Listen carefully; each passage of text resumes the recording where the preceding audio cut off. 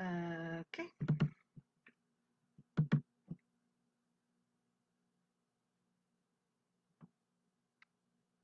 All right. Let's see.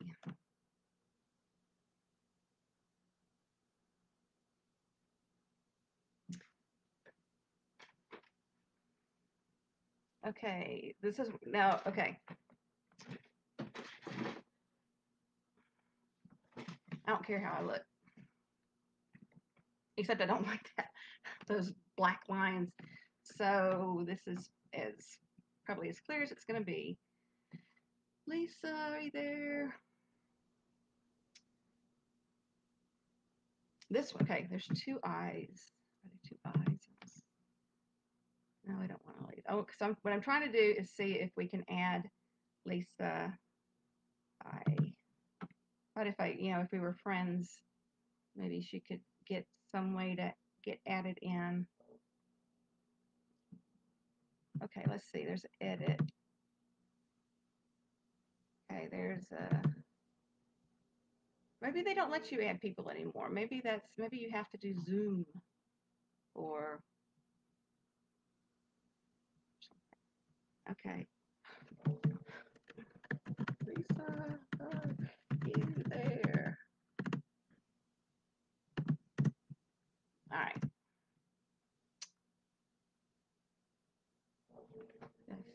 Okay.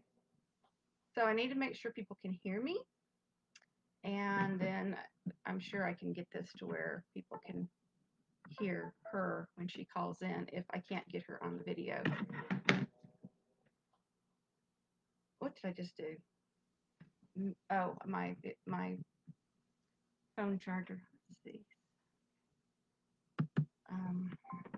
It was acting like I want to play something off my phone. Cancel. Okay. All right.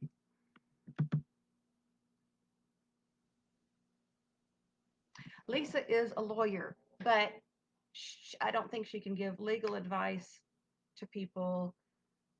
She'll have to say what she can. Yeah, she is a lawyer, and I think she mostly wanted to talk about some things going on in my case, but I think whatever she has that could be helpful to anybody, that'd be great. Okay, okay. I might as well just go ahead and get started. What is it? We're 6 minutes away. Unless anybody want to take a potty break. Um, I can tag people. But I would just stay on. Okay, I think more people are more likely to be on um, Facebook. I don't have that. I don't think I have very many followers on YouTube. Okay, all right.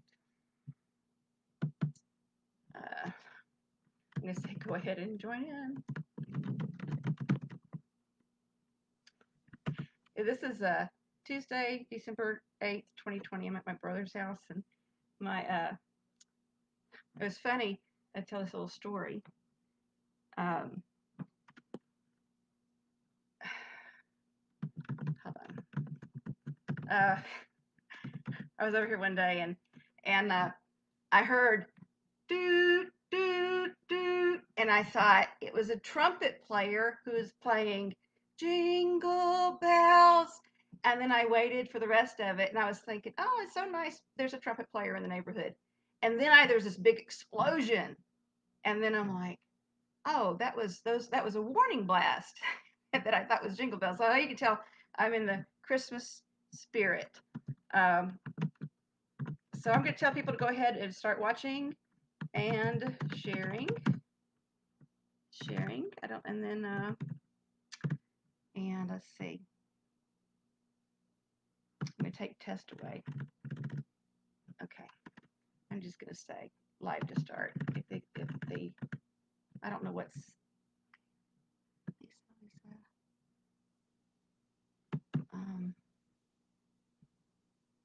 Retired generalities. Facebook won't allow it. Okay. Okay, so I'm going to go ahead and now Facebook used to allow it because I had Marissa Hamilton on, and then at some point everybody was trying to get people on and it wouldn't work. But we can do it by phone. Okay, So I got my phone here. So Lisa can call in.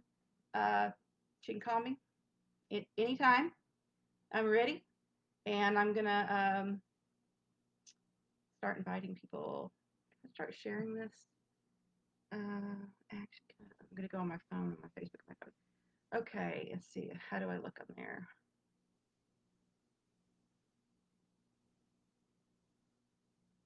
All right, everybody, go ahead and share. Let's see. Am I on here? Lydia, okay, is that me? Go ahead and start watching and sharing. Okay, so I'm gonna start sharing. Share your group.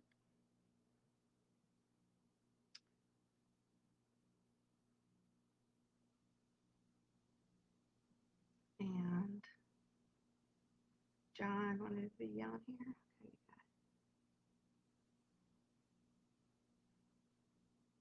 Okay. Let's see. Share. Okay, she's calling. She's calling now.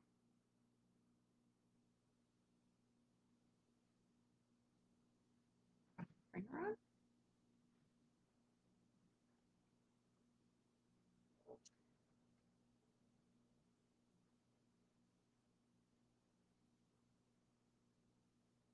Did I give her the right phone number? Okay. Let's try. I don't want anybody to tag. There she goes. I think it's her. I've never heard her voice. Come on. Hello? Oh, I got to put you on speaker. Okay. Okay. Hello? Hello, can you hear me? I can hear you. Okay, good. All right, I'm going to turn off the live because there's a delay. You're going to what? Between the phone and the live. Oh, okay. Yeah, hi. Sorry. Okay, this will be easier. If I just do it with no Facebook on and just speak with you on the phone. Yeah. And then if anybody has a question or anything, they can. You can relay it to me, or I'll call it back up and I'll just turn the volume off. That way I can see comments. That's probably the smartest way of doing this. That's true. Well, it's a pleasure to talk to you, Lydia. Thank you for talking with me. Yeah, well, I think, yeah, I don't think I've... Yeah, we've messaged back and forth over the years a little bit here and there, but, you know. Yeah, I'm trying to think of, I don't think, the only person I've had on with me is Marissa Hamilton in Arizona, I think. Okay, so let's make sure people can hear us. I said, go ahead and start watching and sharing. Let me see. Okay, I can't remember all the people who were interested. Okay, I'm just gonna say we're live. Okay, so join us. And then whoever's following me might get a notification, and then if you don't, they can check later. Okay, well, Lisa, why don't you tell us about you, other than you're a retired lawyer, like. Yep, retired lawyer. I retired due to a car accident. It wasn't a purposeful retirement. It was a permanent disability. Ooh. And having 2 small children. So I couldn't do it all anymore. But before that, I did a lot of family law up until the second time somebody pulled a gun on me, in which case I kind of retired out of family law. I think it's I don't think people get as emotional about any other kind of law as they do about family law. I mean, it's just a lot of drama, like divorces, and just so much. It's just so emotionally volatile, and then of course, people think, yeah. Can somebody say? Is anybody here who's here? 11 people. Somebody let me know if you can hear Lisa. If you can hear both of us, okay. Let me see. All right, that I can't tell you. Let me scroll down here and see. Maybe, yeah, okay, there's comments here I didn't see. Oh, okay, now I'm scrolling down and see my comments. Okay, thank you for your time. We love we love Lydia, and some of us are dealing with similar patterns in our situation. Yeah, Mark Brown is the one who first said, we should have a dialogue, and I'm like, I don't know, but yeah, I don't think he's. Yeah, I'm not game for him. I think Lisa's gonna be better for me. I don't know what Mark Brown's problem was. I think I finally blocked him. Okay. All right. So can somebody say, can you hear Lisa?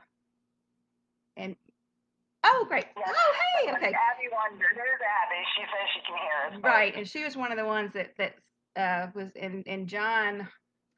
I don't know how to spell his last name. Leckenroan or something. She's in similar circumstances with her first husband. In that case, yeah.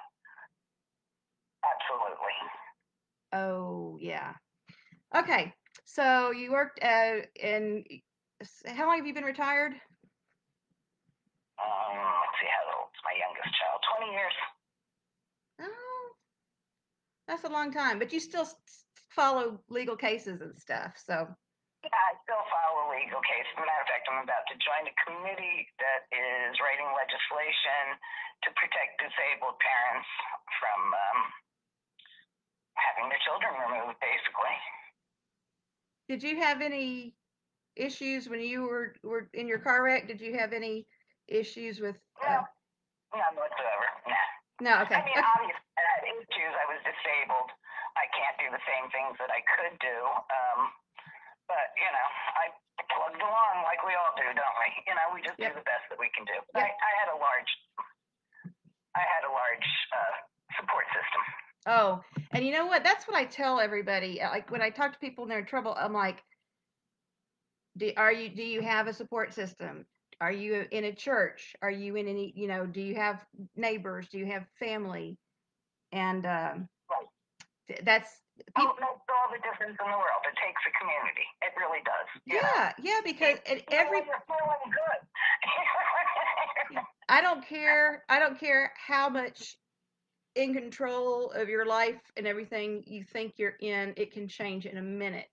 And if you've got, you can change, you could be in a car wreck, you could get fired from your job, and, and you don't have to have like a gazillion friends, but you need to have really high quality friends. You don't need friends that are going to drag you down. You need, I think you need friends who are, it needs to be something. In life, you get what you give to a certain extent, so you learn. Yeah, and everybody needs, everybody has something they can give, and everybody has something that they need from others. So it needs to be balanced, but yeah, I've always had, I just don't. I feel really sorry for people who don't have, um, people who can be there to pitch in and help and hold their hand or whatever. But people need to do that now. They need to do. They need to build, healthy relationships with people who can, be supportive, and they can be supportive of before you got to have it in place before you need it. And I'm just shocked when, and it's really sad. But I was talking to this one guy at McDonald's one time, and I'd heard him on the phone, and he'd just gotten out of jail. And he was talking to his mother, and I think his I think he was homeless, and I think he had a girlfriend with a baby, and the baby was about to get taken by DCS or something. And he was talking to his mom, and I said, "Is your mom? I'm glad you got your mom's here in town." And then he's like, "Well, she's homeless too." And I'm like, "Oh, that's bad. It's really and I, I don't think it's because of my race, but I do feel like I'm privileged in a lot of ways. And when I've been in jail and talking to some other women in jail, I'm just kind of like sitting there with my mouth hanging open, and I tell them, well, this is how I grew up, and they said, they just say, well, it's a whole different world. And yeah, but you've really got to get your, if you've got kids, it's just, I think that's where so many people mess up, and I ask these the women in jail is like, well, when do you feel like your life ran off the rails? And so many of them, it started in childhood, and a lot of them had been in foster care system and or had parents with substance abuse problems or mental health problems, and there is help out there, and I think a lot of people. I don't know why there's so much trouble getting them plugged in to supports. Like in Nashville, there's all kinds of ministries and nonprofits and stuff. It's just a matter of getting plugged in, and it's a matter of I don't know what all it's a matter of. Availability, safe. I mean, that's always been one of our biggest problems. Yeah. Okay. Well. Yeah. Let's see. Okay, why don't you comment on my case, and then there's a way that people can ask questions, or you can just ask them in the comments if you got something for Lisa. But I'm interested in we've talked some off camera, but I just wondered what she's just some of her observations about my situation and how what's good, what's bad. And I tell everybody, my situation is different and my goals are different, and a lot of people don't have, they still got, my situation is just, I don't think it's typical, but yes. But anyway, so Lisa, why don't you go ahead and say what you want to say? Your situation is not typical, but however, it was inevitable. It what? And that's the sad part. First off, let's talk priorities. Okay, everyone's not in your situation. That's true. But at what point do your rights become more important than spending time with your child? Well, it depends on what rights you're talking about. If you're talking about a right to not be... Seriously, listen to me for just a second. If you literally cleaned up your house and let them have a home inspection, okay, what other things are left on their list that they required you to do in order to start visitation with your child again? Well, there's a pretty long list. One of the big things is the situation. One was the psychological evaluation. You did that, and you passed that with pretty flying colors, I believe. Yeah, but it's they're never gonna. And I just told this last. Listen to me, not never. Okay, as an attorney, when I practiced, what I like to do is to take away any excuses they have. Okay, just take them away. Okay, if I take away their excuses, if they said in a court order, okay, 2 years ago, you have to do this, this, and this, and I do this, this, and this, okay, I don't care that they don't like how I did it. If I did it the way they told me to do it or they didn't like the results, okay, you're not giving them much to hang their hat on to continue to cut off your visitation, okay? Do you understand what I'm saying? You take away their excuses. But I can't ever take away all the excuses because Delara's dad keeps coming up with new ones, and we. Yeah, but it's not Delara's dad, okay? I mean, you have to answer his things, but the person that you have to convince is the courts, okay? All right? And if you jump through their hoops and they keep giving you new hoops, this is a court now. This isn't CPS, okay? Court's a whole different place, okay? All right, they really have to have good reasons, okay, for coming up with those hoops. And then you do have an appealable case, okay? Although I don't want you to have to go that far or go that long, okay? But do you understand what I'm saying? If you take away their excuses, okay? Yeah, that's how I thought things would work. That's how it works in theory, but in my case. In your case, you haven't done it. You didn't do it. I did. I complied with a whole bunch of stuff. I had the first guardian ad litem that came in. When did she come? No, let's talk about let's just stop and go with the last order, okay? The last order that's standing. All right. because what I foresee in your case, what your problem is going to be is the same problem you had the last time. And in this time, you have even a harder case to be able to prove that there has been a material change in circumstances that would warrant them reopening the custody case.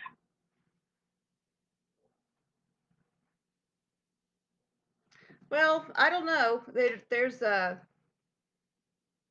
I think him trying to get a order of protection in Delara's name, and he got. I mean, it's the stuff he's doing, and I can't believe that. Did you read my the Court of Appeals opinion in my? I read that. Didn't he try to get that order of protection extended before your last hearing? Was that not included in the last hearing where the court decided that you had not arose to the material change in circumstances? He went every time I'm without an attorney. It seems like he goes to try to get another restriction. So I'm asking you specifically. You know your timeline better than I do. Specifically, that attempt to extend the order of protection and get it in her name, extended in her name. Now there was two different things in 2000 in order of protection after your visit to her junior high school. That was 2019. That's the one that's a material change of circumstance, because I believe I can show, because they're like, oh, he's not trying to interfere in your parenting time, but I think of the allegations that he made and just the manipulation, because this was never, never about. Stop for a second. He had a valid order of protection. Your daughter was sitting next to him. Your daughter was with him, I assume, as most parents and their children are at orientation, correct? Yes, I was there. I didn't know if they were coming or not, but I got there first. But I know. I saw your video where you're writing about it. You got there first. You were sitting somewhere far away. They didn't see you, so then you moved and you approached your daughter, correct? Right. Okay, and you're wondering, and there's also restraining orders, not orders of protection, but restraining orders out of juvenile court that prevent you from having contact with the child? At that time, yeah. At that time, and it seemed correct. Yeah, there was. It's a rhetorical question. There were existing restraining orders. Yeah. Okay, that prevent you. Okay, so how is his going for an order of protection when he has an order of protection and there are restraining orders stopping you from having contact with this child, and then you chose voluntarily to have contact with the child as well as him, because whether your intent was to visit with him or not, the child was with him, okay? Mm-hmm. So you violated both the order of protection and the restraining order, correct? I violated a restraining order, but I don't believe I violated the order of protection, because I did not go. Yeah, that's up to. Required. That's honest to God. No intent required for that violation of the order of protection. All that is required is the act. Okay. No one cares what your intent was. Okay. All they care about is, were you within 500 feet of the person protected by that order of protection? That's all they care about. Well, yeah. So that's up for the jury to decide, but yeah. I'm just being devil's advocate for you and explaining to you that your argument that you think that's going to fly, which is that he went to get an order of protection for your daughter, and therefore that's a material change in circumstances. Okay. I think when it's not going to fly. Well, we'll see how it goes, but and also too, I need to get the restraining order lifted, because I need to do discovery, and right now it's like if I can't communicate with him, I can't do any. Yeah, but they're not going to even arise. If it doesn't even arise to material change in circumstances, they're not going to give you the rights to do discovery above and beyond those restraining orders. Well, we'll see. We'll see what the judge says. What they're doing is you're asking for a fishing expedition. Okay. Yeah, right. That's all they want to do when they come to my house too. So it's like, let's find something we can use against Lydia. So if they can do it, how come I can't? Oh my, Lydia, that's not why they go to your house. Okay. That's why they do. That's why they wanted to go down into my basement and where we don't even use. Yeah, that's when my kids have never even been down there. You had a 6-year-old in the house. You testified that you spend time in bed when you're disabled, which is fine and dandy. Okay, so you can understand where they would have a worry that the 6-year-old can wander around the house into rooms that the child shouldn't be in. Okay. Well, not when that door was barricaded. I promise you, she did not go down there. My parents used to barricade our basement. We went down there anyway. I mean, I was a child. You were a child. Did you get into things you shouldn't have gotten into? Did you do things you shouldn't have? I watched Delara a lot closer than and my mom had 6 kids, so she couldn't watch us all at the same time. But and also one of the things that I've done is in the August 2018 order, which has got all these restrictions where I can't have any information about her at all. Don't know where your pediatrician is, and can't talk to her counselor at school, or can't see a report card.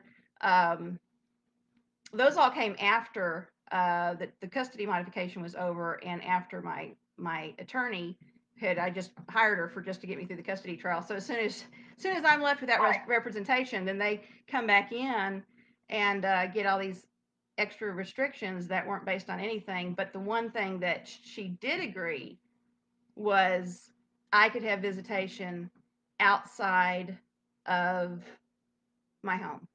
And I was just talking to my mom about that. But that's a limited visitation. I mean, how long do you expect the visitation to last that's outside of your home? Eventually, it's going to have to be in your home. Well, it's not just a matter of me protecting my rights. It's me protecting my mental health, because this man, this is what a lot of people don't know, is they don't understand how bad it was for me when this man had control of everything I did. And that's what he wants. Well, I think he just wants me out of the picture so he doesn't have to mess with me. But so it's not my house. When this started, he was saying that, they're always going to say I'm mentally ill. They're always going to say that I'm inappropriate with my daughter.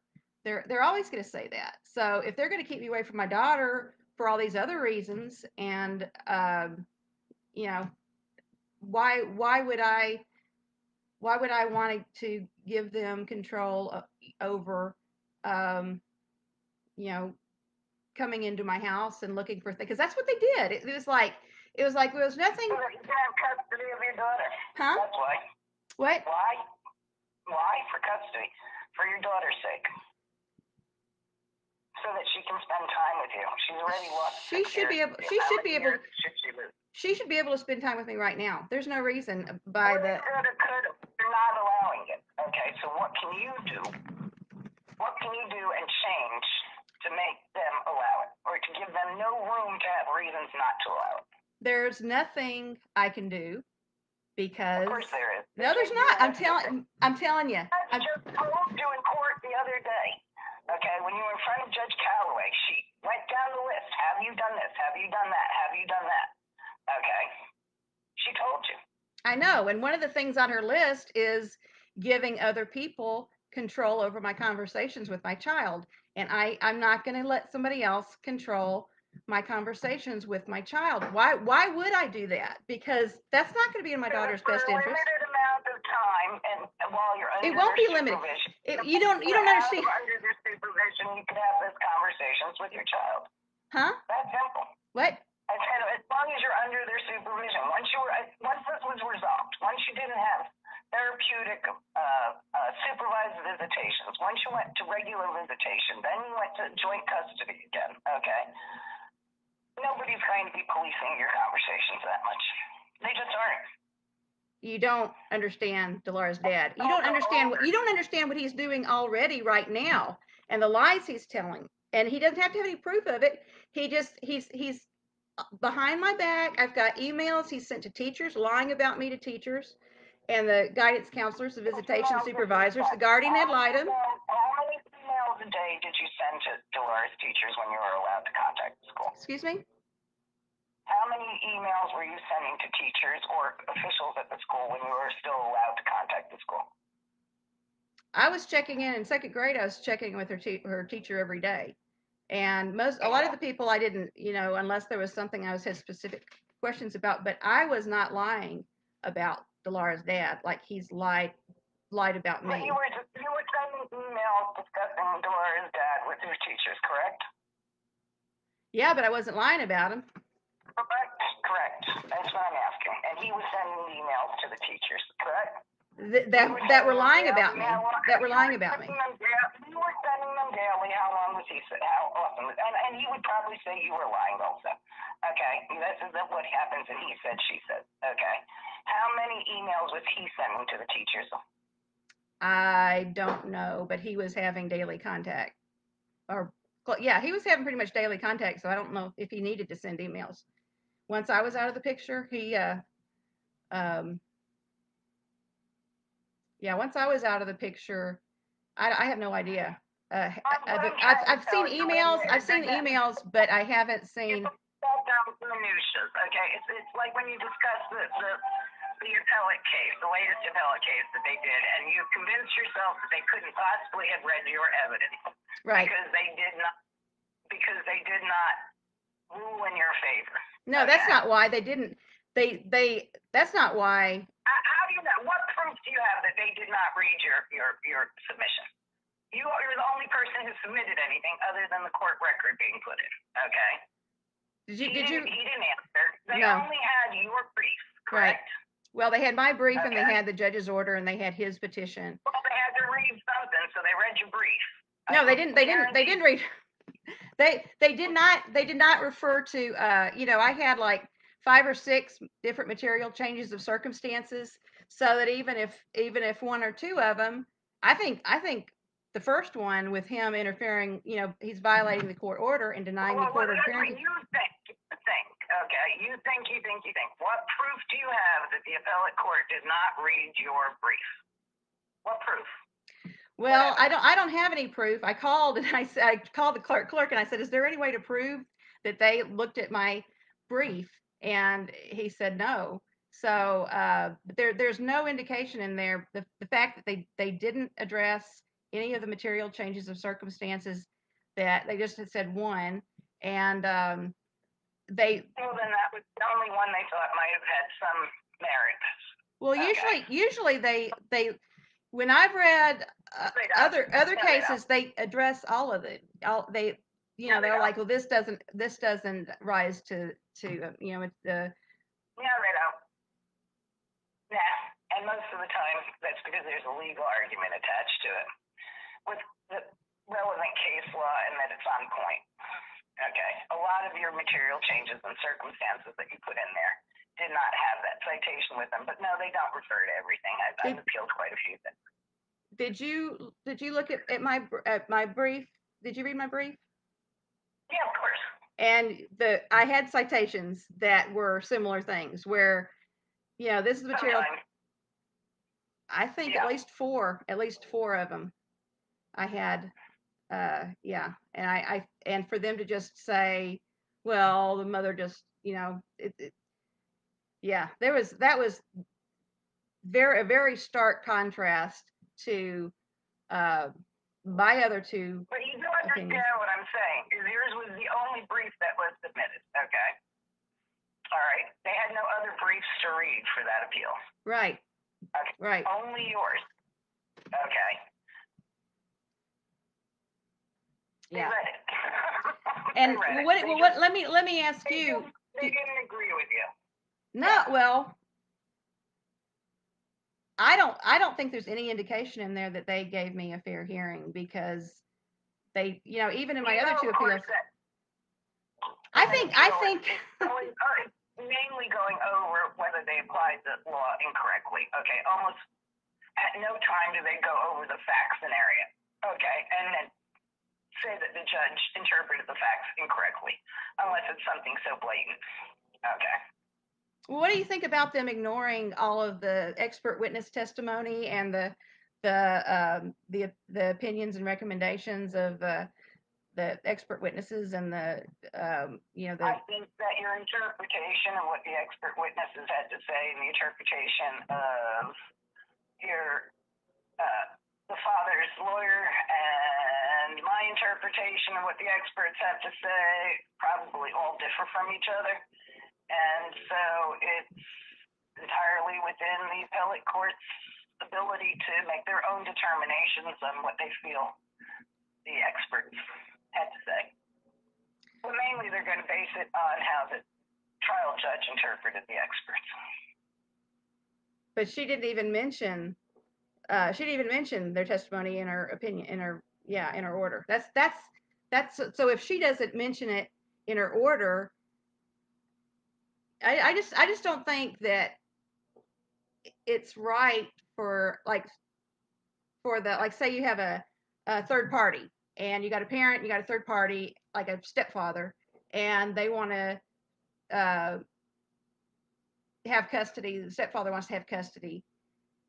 You have to have like expert testimony to show it's in the child's best interest to take rights away from the mother. Nobody has ever said it's in the child's best interest to to cut me off for my daughter. And when you've got all these people saying how, starting from shortly after they cut me off from Delara, that she's developed all these emotional problems. I mean, it's bad. But but I know that I know that Delara's dad, I mean, I went to mediation with him, and he said, I want her to have no parenting time. And when the court order says I am supposed to have parenting time, he refused to give it to me. And he started that back when, in December of 2014, that was when he said I was beating her, and had the police come to his house, and had this discussion, with two police officers in front of Delara about how he didn't like how I was disciplining her. And then what happened? Oh yeah, so DCS finally got involved, and when they came out to my house, and it was supposed to be his parenting day. But I understand all that, Lydia, and obviously there's a lot of bad blood between the two of you. There's a lot of water under the bridge. It's really bad. Okay? It's really bad. But you can't go that far back anymore. Okay, you have to go back to the last order. Okay, and the last order basically cut you off. Okay, and gave you hoops you had to jump through in order to reinstitute visitation and reinstitute custody. Maybe. All right, fine. Maybe. What do you think? Possibility. You got the possibility. What do you think you're going to accomplish with this latest case? I mean, do you honestly think that they're going to actually issue any motions giving you visitation under the court you're under now, or are they just going to kick it back to Callaway's court? Well, they have to. They're saying one court, one judge, and if once we have our trial, I mean, the trial will be with Robertson, and then he can have a rehearing with Callaway instead of appealing to the. I know, but what I said was, do you think that he will override any of Callaway's motions right now? Okay, even if there is a trial. I don't think he has to. I think all he has to do is, Of course he has to. He has to. There are restraining orders that stop you from having contact with the child. But he's a judge. Contact with the child. He's a judge, and he has the authority of the power of any other judge in this case. So I'm gonna leave it up to him and just see what happens, because I've talked to a lot of parents who are in really high conflict situations, and the kids, I don't want to have her torn up more than she already is. And I don't know what her dad's going to do. That's one reason I'm really. Yeah, you're subpoenaing her to testify. Yeah. Okay. So you're subpoenaing a child that you already acknowledge has emotional problems to testify in court, okay, and put her on the spot in basically choosing between her parents because obviously the two of you do not get along. Well, I don't really see a choice. I'm just having her. She didn't have to make a choice. She wants what the law, she wants to have a relationship with both parents. There's a choice, of course. She understands that there's an adversarial relationship between her two parents. Yeah. Anything that she says is putting her on the spot and making a choice. Okay? All of it. So this is one thing that other people might, should children testify? This is a question that might be of interest to other people too. So I'm going to make a comment here. So what's your experience with children testifying, 12-year-olds and up? Not good. Not good? What happens? Not good. It's very traumatizing for the children, period. And it just is. Okay? I've known children that I thought were extremely strong, okay, being dragged into, and I fought it always. As an attorney, I fought the children having to testify. If they did have to testify because everybody was pushing for it so hard, I really pushed for in-camera, basically letting them go in and talk to the judge. Right. We've got on their own, with no lawyers in there, no parents in there, nobody in there. But they can still have it on camera? No. So the parents can see what actually happened in there? And camera, I'm sorry, that's a legal term. I know. No. I know that. I know that means in their chambers, but I also mean it, I think it should be recorded so we know what's actually, I get that it's less stressful. Well, I don't know. It'd be nice if she had somebody with her that she knew that wasn't her parents, but I think it would be really stressful for her to be. I don't know. Sometimes she stands up to her dad, like on phone calls. She would say stuff, but yeah, I think. Well, what we can do is like write questions. Like if I just want her. I want the judge to hear her. That's what I want. I think she has a right and a need for a judge to look at her, meet her in person, see her face, hear the words come out of her own mouth, and I do think it would be less stressful for her to not, like if I'm right there, I don't think I would make her nervous. I think I would probably make her more comfortable. But if he was there, if he was there, like if we're both there, then and you're right that she knows he hates me and doesn't want her to see me, but I don't think she should be kept from seeing me. I think it's adversarial on both parts. She understands that you both don't get along, okay? And you don't. All right? You can use this passive-aggressive language that you use all the time of, oh, I'm not trying to be mean to him, but he's crazy. He needs therapy. You think that's passive-aggressive? You understand that also, you say all these things about her father, all right? You're both messing up, okay? You both are. No child should have to hear that from either one of their parents about the other parent, ever, okay? They just shouldn't. So when you've had clients or children of clients be interviewed in camera by the judge, and how do they handle that? The children feel more comfortable when they go in and they sit down and they talk with a judge. I would prefer they'd not have had to testify at all, but that's what they do. It's never been on camera. I've never asked the judge what the children had to say, nor has the other side asked the judge what the children had. The lawyers don't go in there with, like, nope. Laura's dad and I. Nope. None of us. Nope. Occasionally, guardian ad litem may go in, but that's all. Okay. All right. Well, I definitely. That's more frequently the way they do it in family court. Hold on a second. I answered somebody. So you and I have just met. Somebody asked, you said, how do you two get to know each other? Have you met outside the internet? No, we haven't met outside the internet, and we've met in some family law groups or something. So, and it's been like maybe 3 or 4 years. I've been in this 6 years. I think I've heard her name go around probably for 5 of the 6.5 years at least. So. And we've chatted with each other online, you know. Yeah, up and on, and yeah, we don't have an adversarial relationship for the most part.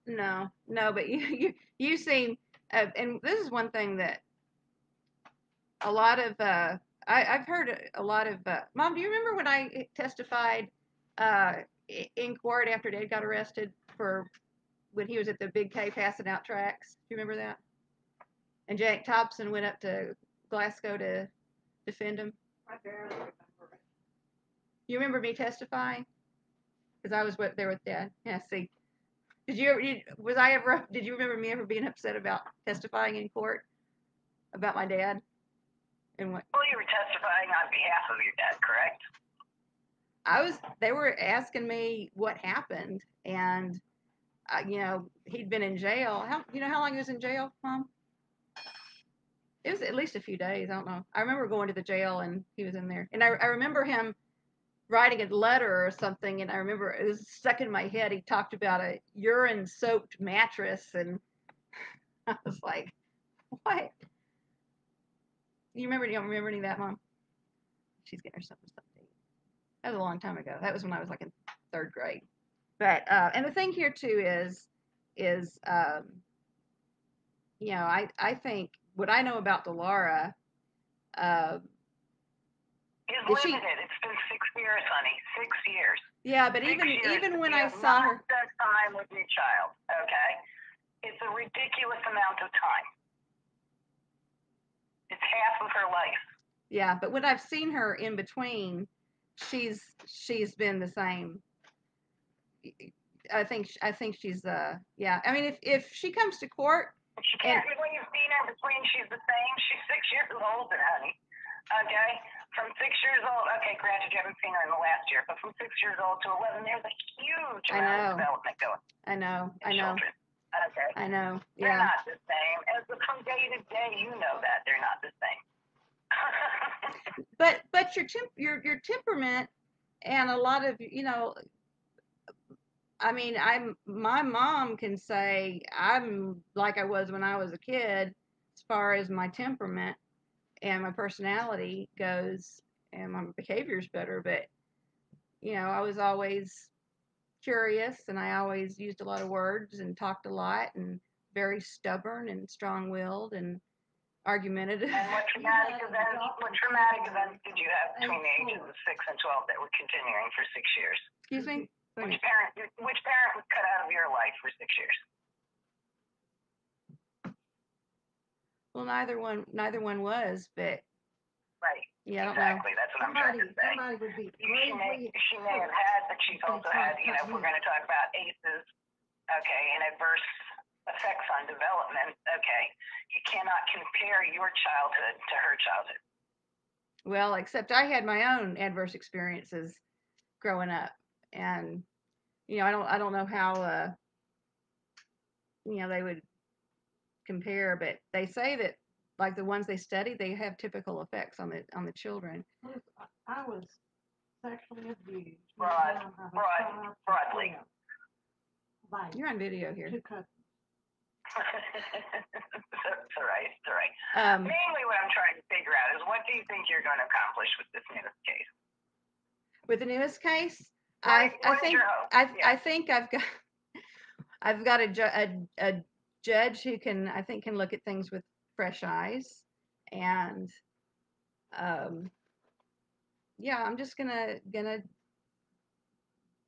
put it out there. Mom, what do you think about you need me to help you carry something? Mm-hmm. Okay, hold on just a second. Sure. Go help your mom. She'll be right back. Trying to help Mama.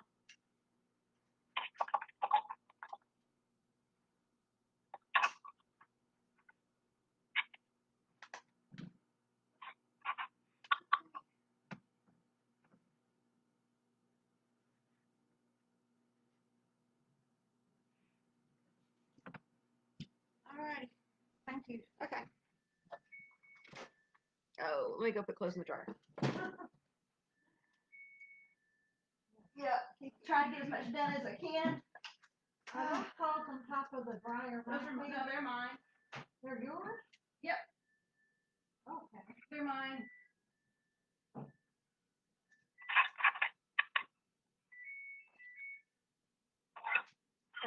No problem. Well, thank you, baby. You're welcome. Love you. I love you too.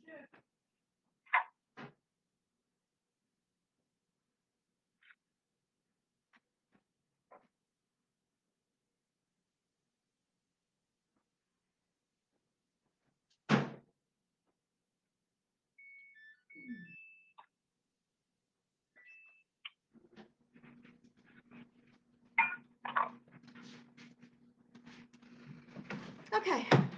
All right. So, yeah, yeah, she just moved up here from Texas, and what am I doing with my hair? Yeah, she needs some help with some things. Okay, so I've got this filed. Cough drop. I'm just afraid you're going to be disappointed, and they're going to bounce most of it back to Galloway's court. Oh well. I probably will be disappointed, but I don't think anything would disappoint me as much as what the Court of Appeals did. I mean, that was It was really brutal. It was a brutal opinion. Okay. Oh, you think so too? Because it was. No, it was brutal. Okay. It was brutal. There was a lot of personal stuff that didn't need to be in that opinion. Let's put it that way. And I felt like, it's like, I feel like they're treating me like I'm in a termination case, and I've had my child removed for abuse or neglect, and but see, they've never done that. That's the thing that really sticks in my craw, is they're not supposed to interfere when there hasn't been any harm, and there's never been. They keep breaking the law. Like they're supposed to make specific findings, and that's one thing I'm going to have this new judge do. I'm going to say, okay, this is my position. This is why I think the law and facts support you giving me this relief. And right, if you first can't, off, I'm going to tell you something. I'm going to tell you something straight up. You're going to be disappointed.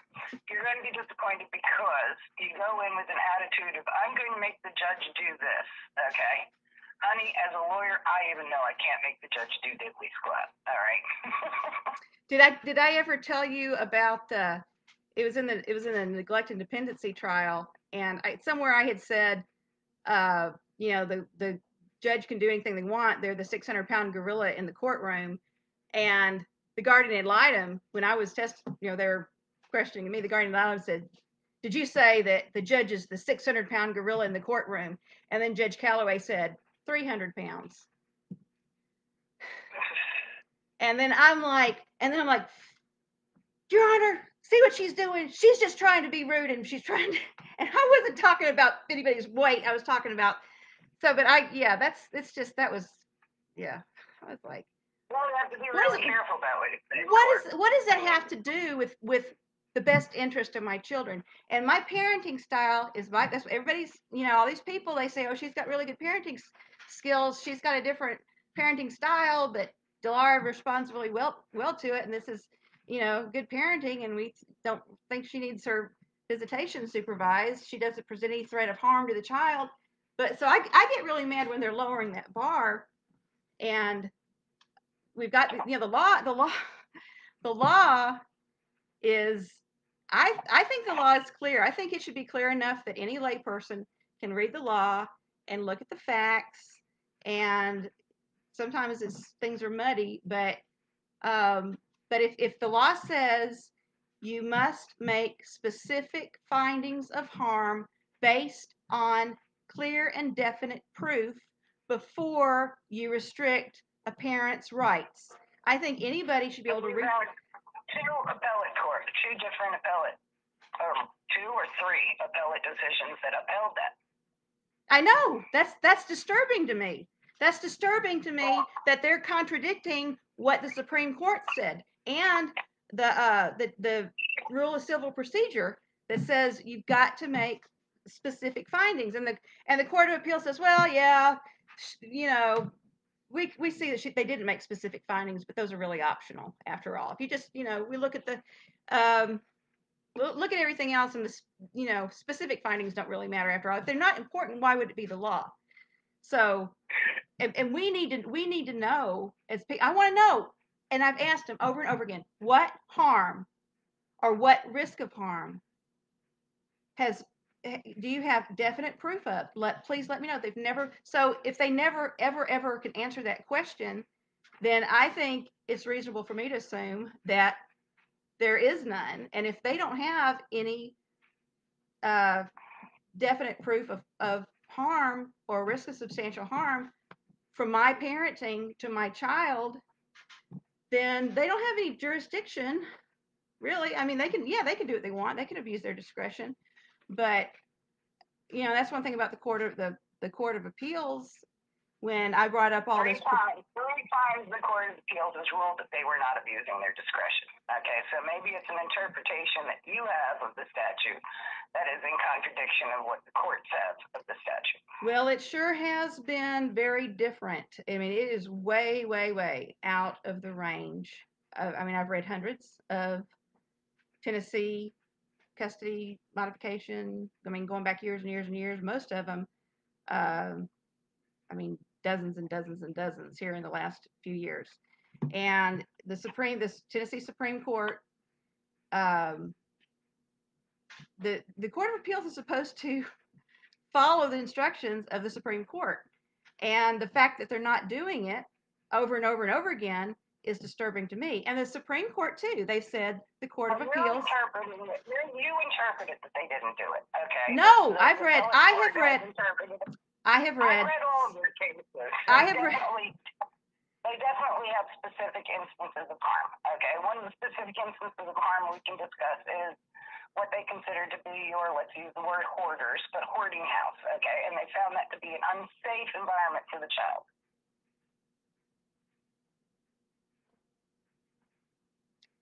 The word that was used was inappropriate and less than ideal. Nobody said it was unsafe. I don't ever remember them saying it was unsafe. I remember the Court of Appeals saying it doesn't have to be unsafe or unhealthy. It just being inappropriate and less than ideal is enough. That's what the Court of Appeals said. Not in and of itself. There were other factors they factored in, correct? In the house, or just in general? That's why we need specific findings. And the Supreme Court has gotten onto the Court of Appeals for that, and the Court of Appeals has gotten on to trial courts. They've said over and over again, if you look up that 5201, Rule of Civil Procedure 5201, it takes so much time out of people's cases to have to go through the appeals process, and then the appeals process is like, you didn't make specific findings, we have to remand it. So I think there needs to be accountability in the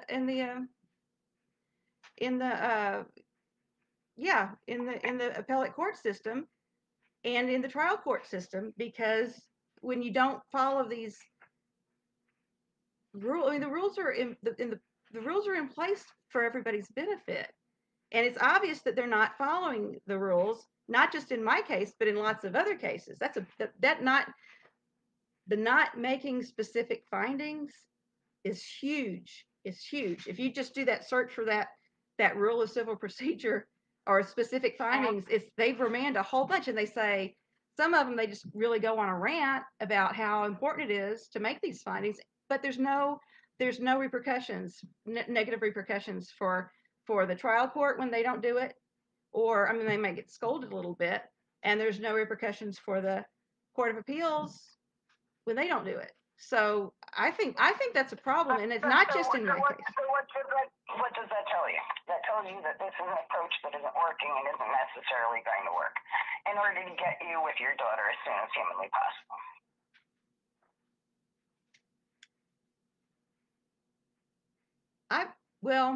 Yeah, you said you think I'm going to be disappointed. Oh yeah, because they're going to bounce it back to Callaway's court. I think it. Yeah, I think it's. Well, they'll give me my trial. Magistrate Robertson actually did my first custody modification trial, and then it got reheard by Callaway back in 2000. December. When was that? December 8th, 2014.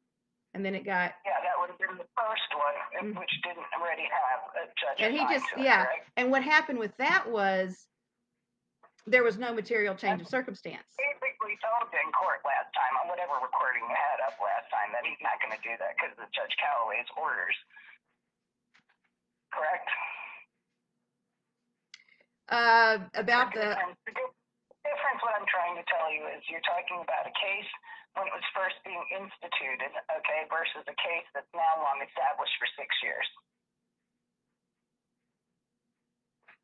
But there's been things that have changed in those 6 years, and a custody is always open to modification if there's a change in circumstances. It's always open to it as long as there's a material change of circumstances. Mm-hmm. And that's to be proven. That's to be proven at trial. That's to be proven at trial. Because they didn't have to prove anything about me when they started getting relief pending the trial. And yeah, so I don't know, but I will tell you this. Me seeing my daughter is not enough for me, and it's not enough for her. Because if it was, when I was getting regular weekly visitations, she would not have still been saying she felt like she didn't have a family and having these meltdowns at school saying she wanted to die because she missed me so much. So there's a significant difference between supervised visitation, regular visitation, and custody.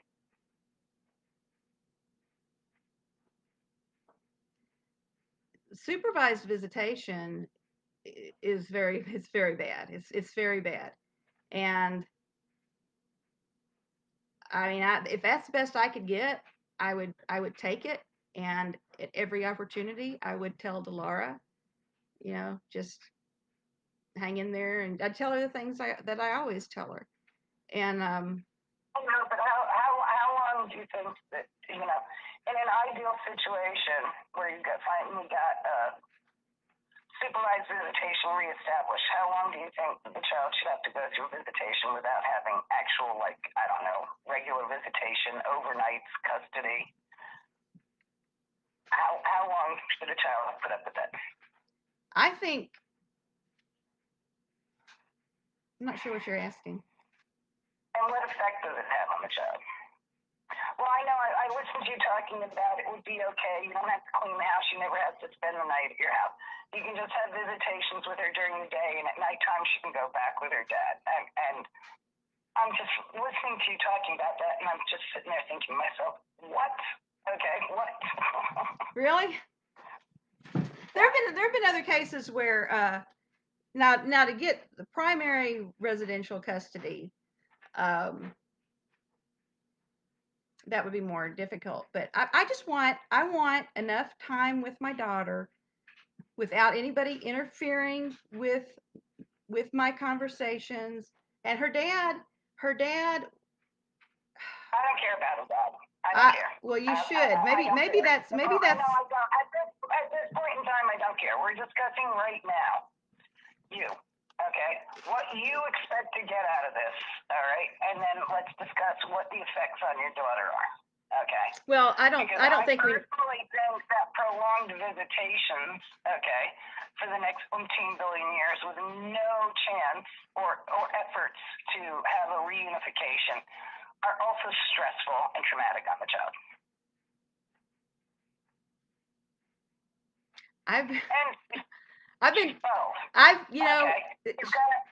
She's gonna have after school activities. She's gonna have friends and things that she's doing on the weekends, okay? And her friends now, because of all of this and what's happened, they're all localized to where she lives with her father. Okay, they're not in your district. Okay, and so I don't understand when you were discussing that you would get her for the days, okay, and then he could have her every night, okay, and that way you don't have to clean your house and you don't have to deal with that. How exactly you thought that was going to work? If the child's in school and wants to do things with her friends. The problem isn't that I don't want to clean my house. That's never been the case. I've never said I don't want to clean my house or I don't want to clean house. I do want to. I do want to clean house. I do want an organized house. I used to have a. I used to have a. No, I don't have a problem. The only problem I have is people using children to coerce me. I don't think children should be. Remember your first hearing, because I watched it again recently, when it was discussed, when you were before the judge about the homeschooling, okay? And what he had a problem with is you had lots of plans, but no actual cemented plans, okay, or doings, okay? You planned on cleaning this, you planned on cleaning that, you planned on doing homeschooling, but you had no follow-through. Well, that's okay.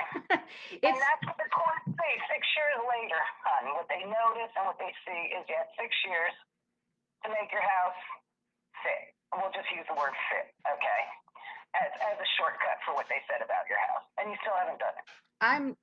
How do you know what I've done? How do you know what I've done to my house? I've actually done some things to my house. But okay, I'm not gonna let. If they were to come in and inspect your house today, would they have a different opinion than when they inspected it 18 billion years ago? I don't think they would, because they didn't have a different opinion after seeing her totally transformed bedroom. I mean, it was. I took pictures in that morning. I said, these are this morning. And yeah, but we know that people can fake those, right? And of course, the how do you fake them? And one room is not sufficient. Okay. That was the they had pictures of the other room. If they think I'm okay with them cutting me off from all communication, all information about my child, because I'm not willing to let other people come into my house and say, oh, the inside of her refrigerator, there wasn't any rotten food in there, but it was really cluttered and there was a spider web and there's just too much stuff, and I don't keep my house like this, so I don't think she should keep her house like that either. And it's not just about me, it's about a lot of parents. We've got, you asked about my rights. Our rights protect us. Our rights are supposed to be defended for our good and happiness. You're right. You can't hug your rights. You missed 6 years of your daughter's life over rights. No, that's not what it is. I missed 6 years of my life because I've got. When I was practicing law, what I would have done is had you comply with as many of those things as possible. Okay, I would have gotten them to take some of those things out because I found them to be unconscionable or irrelevant. Okay, and then I would have given them no excuses whatsoever. Okay, none. Well, and then I would have sued.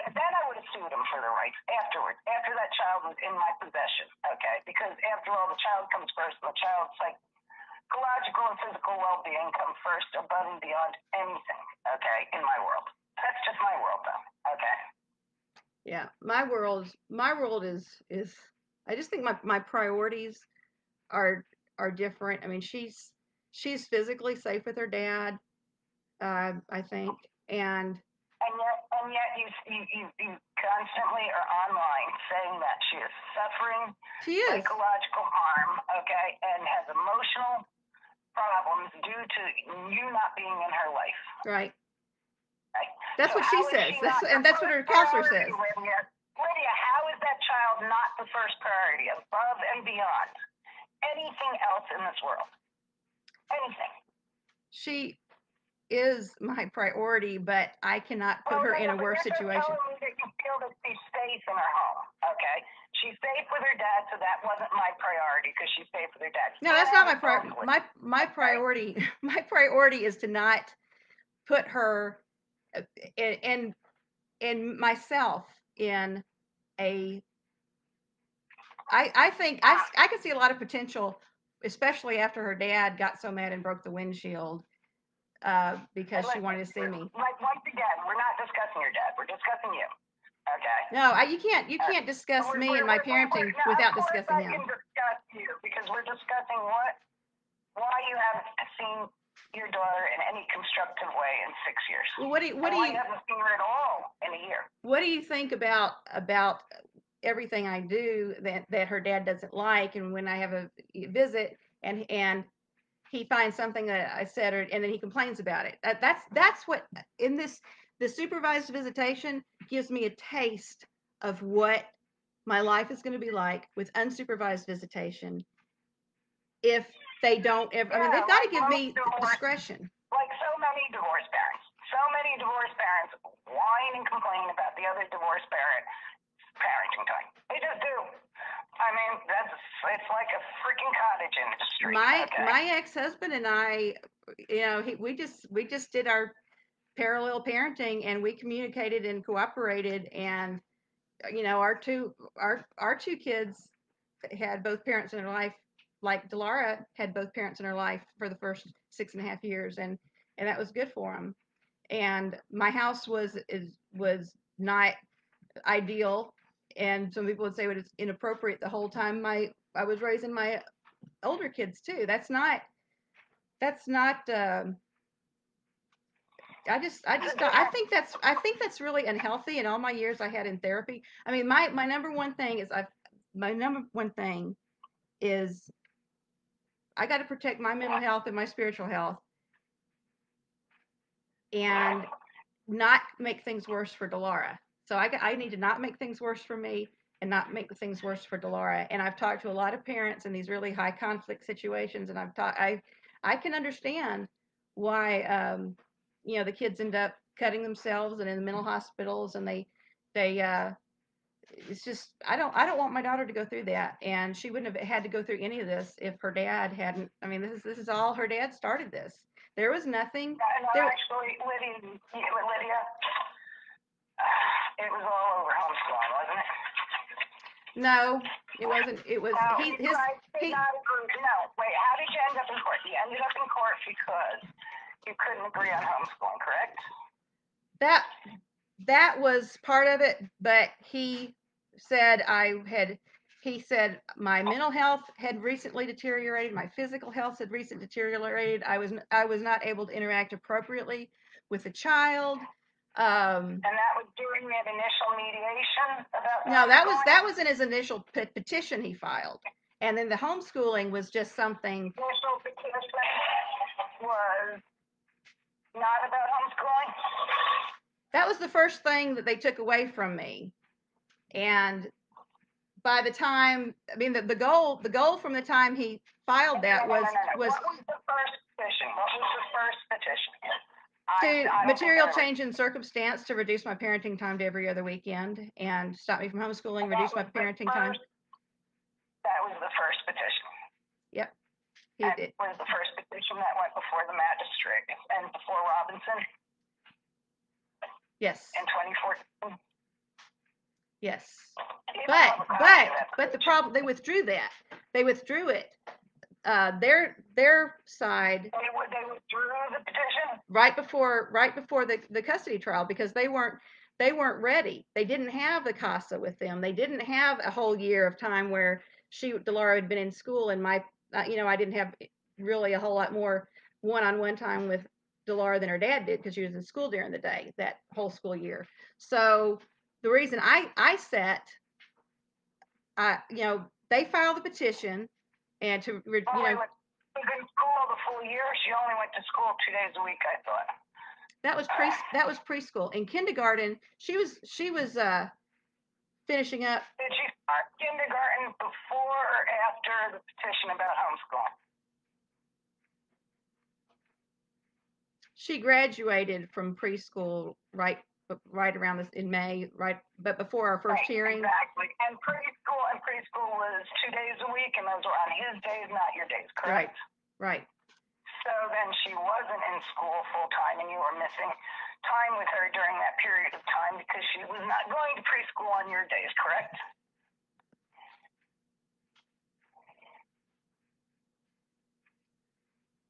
When she was going to preschool, she was in preschool Tuesdays and Thursdays. I had her during the day, Mondays, Wednesdays, and Fridays.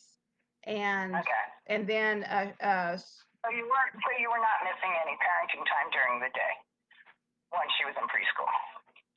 Nor previous On Tuesdays and to Thursdays. petitions in court regarding Tuesday and Thursdays, but Tuesday and Thursdays would have been Dad's days. Right. He had 180 days, you had 185 days, so some weekdays had to be his during the day. Correct. Tuesdays and Thursdays. And he had And those were overnights. the days she But went to for the preschool. for the last And she then- started preschool when she was 2. So before she was 2, he didn't have. I don't think he had any overnights until she was like 18 months old, and then she had 1, and then by and then he like by 2011, she was spending 3 nights a week with him and 4 nights a week with me. Okay. But in kindergarten, when he filed the petition to reduce my parenting time to change, Was she not kindergarten yet? when he filed it, she was Yeah. she was not enrolled yet. They stopped me from homeschooling, and I asked for them to set the court date, and we set it for December, and then she withdrew her petition in October. And when we went to court, because they went on my counter petition or whatever, and they said when we went to court December 2014, they said you can't change anything because there's not a material change of circumstance. And as far as the homeschooling goes, you can't change the custody, or you can't change the custody arrangement because there hasn't been a material change of circumstance. This was after she had 4 listed in their petition. Okay, but however, that petition now would have been yours to change it because he withdrew his? They withdrew his, and then after they won the they just withdrew. December, everything was the same as it was, and they said I didn't meet my burden of proof to show that it was better for Delora to be homeschooled than public school. No, yeah, that would have been, you had it in front of a magistrate, then you had it in front of the judge, correct? Right. And the judge was making that ruling, it was sometime in the summer, I believe, because he was wanting to get another court date so they could determine when the child, or what school the child would go to. That was 2000. Yeah, that was 2014. And then in December 2014 was when I had the custody trial on my counter on your petition. motion, because you now wanted, having not got homeschooling, you now wanted to have Sole decision making. Yeah, I wanted final decision making authority.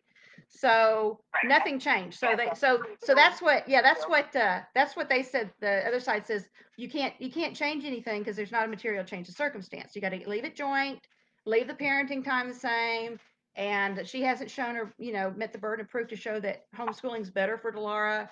So, and then after that, then I went for the rehearing, and they filed a new petition that was heard in May, and that was one of the big things. It was the same allegations and stuff, but it was they'd had a whole year of me not being the primary. I mean, when the magistrate who stopped me from homeschooling, he still saw me as the primary go-to parent.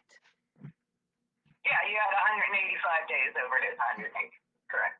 But you had joint decision making, and you had more or less joint custody. Yeah, but and there wasn't a real change of circumstances at the time. The only thing was that you guys couldn't agree on homeschooling. No, there were other things we couldn't we couldn't agree on. The discipline, and he had just changed a lot. And I talked to my therapist a lot about that. But I think the bottom line is what he said in court is what's changed. The child has changed. A 6.5-year-old doesn't need her mother like a 2-year-old does, and they don't. Yeah, but that doesn't matter because she still needs her mother in a meaningful way. And I wouldn't say that. I wouldn't say that about him. I wouldn't say, well, she's 6.5. She doesn't need her dad like she did when she was 2. I would never say that about him. But it's a truth. It's a fact. I mean, for Delora. So don't leave the parents like they do when they're 2, regardless of whether they're boys or girls. I would Okay, disagree. just- I would disagree with you on that.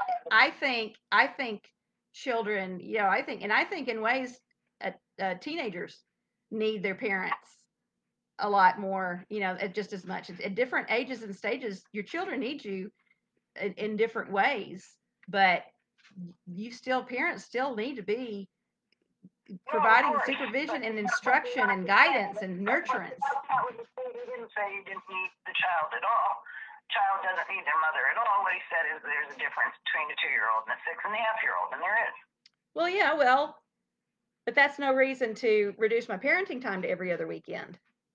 That wasn't why they were reducing your parenting time, was it? I think that's what he said in court. In court, that's what he said. That's not the basis. Unless you brought in expert witnesses, there's not a basis the judge could take away your parenting time. There were other reasons your parenting time was limited, correct?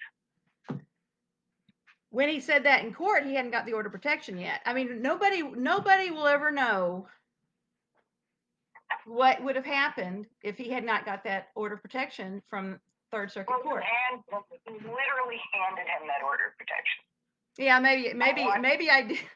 Maybe I did, but he still lied. He still lied to get it. And I've seen other people in court say, well, they got in trouble for contacting somebody. How did he lie to get it?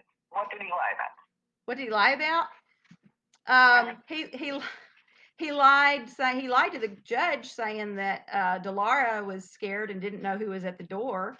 And he lied and said I was running around the house, beating on every door and window, screaming.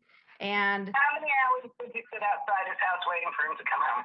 I sat on the street for a couple hours because I figured he's gonna come back after he'd. In hindsight, get out of your car. Then when he rushed into his garage and closed it and ran into his house to hide from you, did you get out of your car, and then knock on the doors of his house?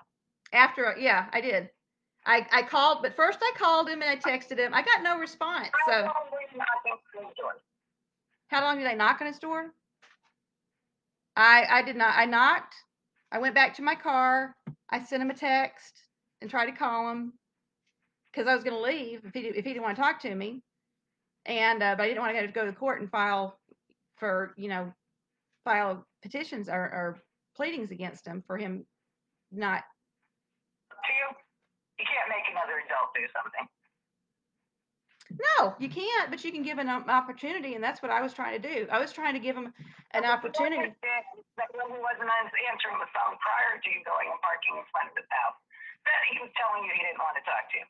When he finally got back to his house after hiding out for a couple of hours and pulled into his driveway. I didn't know he was hiding out. I thought he took her out to eat and took her to.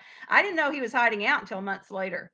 I thought he took her out to eat like he usually does, and maybe took her shopping, and that's what I thought they were doing. If I'd known he was hiding out, I mean, why couldn't he have just texted me and said, "No, I don't want to talk to you. Go away." After I had, called him and apologized for yelling at him, and this is something I want to. Well, because he didn't want to, and it's not his responsibility to.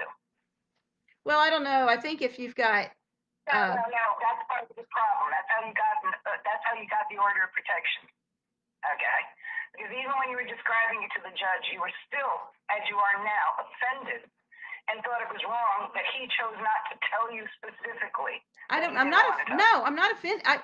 It doesn't. But you keep calling it an illegal. It doesn't. It didn't offend me that he didn't want to talk to me. What offended me was him not communicating to me that like an adult is like, I still don't want to talk. You might as well go home. I would have gone home and it would have been over. So I gave him, and I have a lot of people tell me I'm too nice to him and I give him too many, too much. I don't know. I try to treat him the way I would want him to treat me. And when he's called me or when he's done similar things to me and I didn't, and that's what some people say. Even the domestic violence counselor person told me I missed my chance. He's had an argument with you in the car, okay, or from each other when you were exchanging the child, in front of the child, by the way, okay? Yeah, and then he had called you like 22 times, I think it was, or texts and calls that you admitted to the judge at that time. And then he parked in front of your house for several hours, waiting for you to come home. And then when he sees you come home, he's come and knocked on your doors. He's done this? He's not done that. He's left work in the middle of the day and come and was sitting in my driveway when I got home because I had been at the gym and my phone was in my car. He's done. I don't know how long he was sitting there. He might have been sitting there for 30 minutes or an hour. But yeah, I mean, if you know, so that's part of the thing too. What I'm trying to say is, you literally handed the order of protection to him. Okay, you gave it to him. And it was for a year, and I did not violate it for a year. Yet he still had me arrested, claiming I violated it. So, and he got it extended. So yeah, okay. So what did I learn from that? I learned don't try to communicate with him. And he, it's bad. And that all, that's part of the reason. You went to the child's school.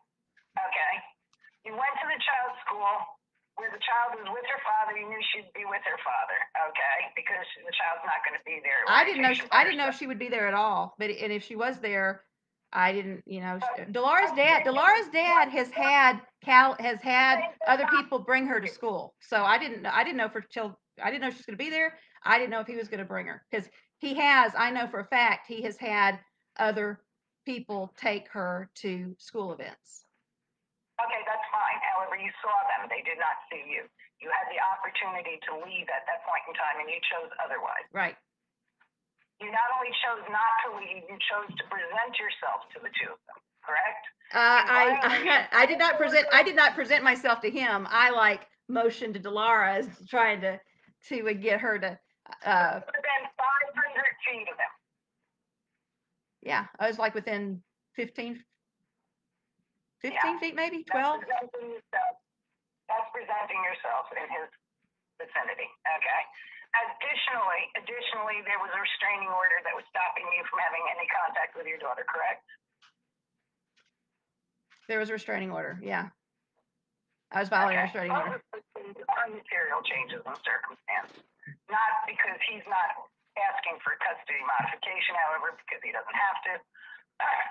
But you understand that will come up in the trial that you have for modification. Of course it will. And there's other things. And it's going to affect you adversely.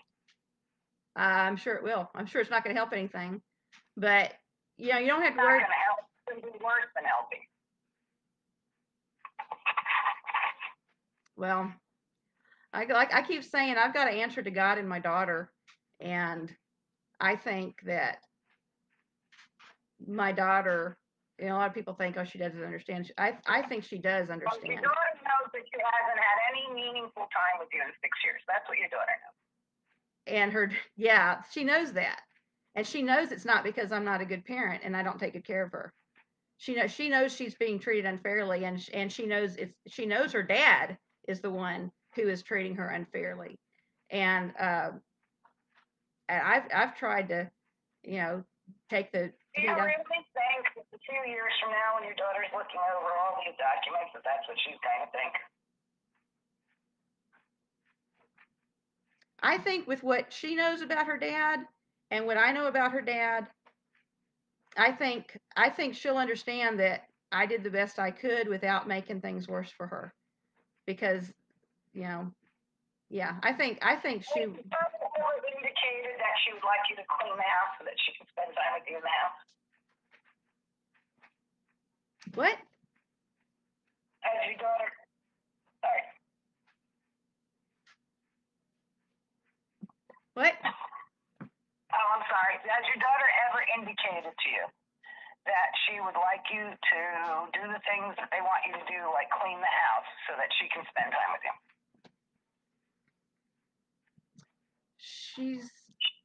I don't think she's mentioned my house. I don't think I know that the guardian ad litem asked the visitation supervisors, did you ever hear Delara tell her mom, do this or do that, or don't do this or don't do that. And yeah, so no, I think I'm not I'm not worried about her um, blaming me for why she's not seeing me. I I think she knows. I think she's always known it that there's yeah, for no reason. For no reason. I think that's what she says. And um yeah. So that's on my conscience. And if I'm disappointed and I and I complain about it, which I will. I mean, I it's if I can't have a healthy, safe um, parenting relationship, if I can't have a relationship where I can be myself with my daughter and share my values with her and you exercise my judgment with her.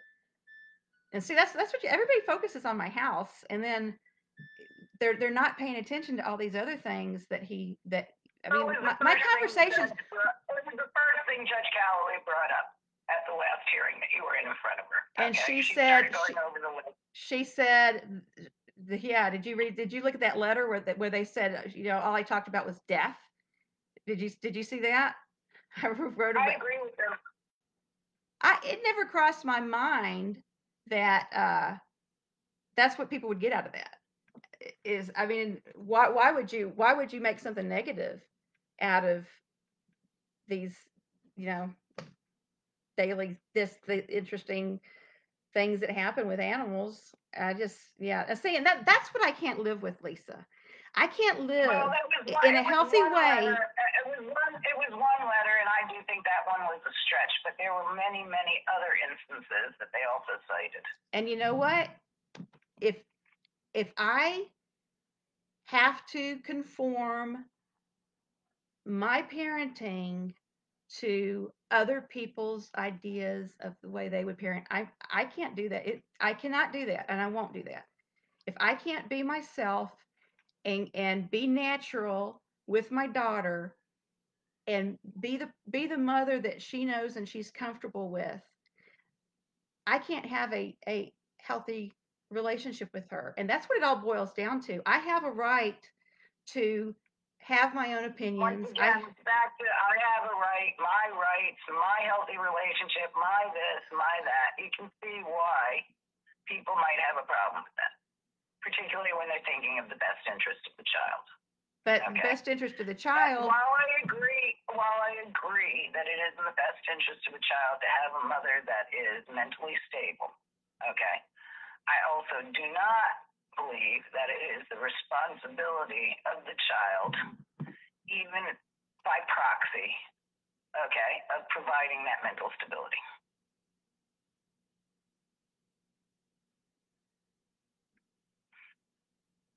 I don't know. I don't understand what you said there, because in all the nobody has ever, all the mental health professionals, nobody has ever said that I look to my daughter for my mental stability. It's not my daughter. It's the toxic stress that I'm under from these court assaults. I mean, I was in good mental health before, it was probably like the second year into this when it started really, yeah, it's bad. But the bottom line is your point of view is don't give